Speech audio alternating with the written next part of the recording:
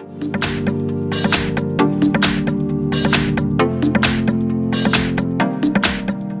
I've got ID2ME ID1, and let me show you how to change the font size on the following device.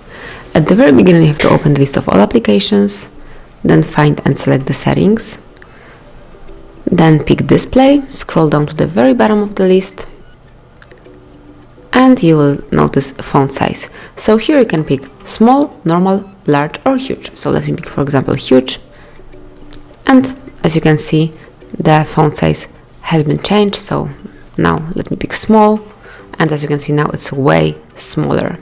So that's it. Now you can easily change your font size whenever you want and need to. Thank you for watching. Please subscribe our channel and leave the thumbs up.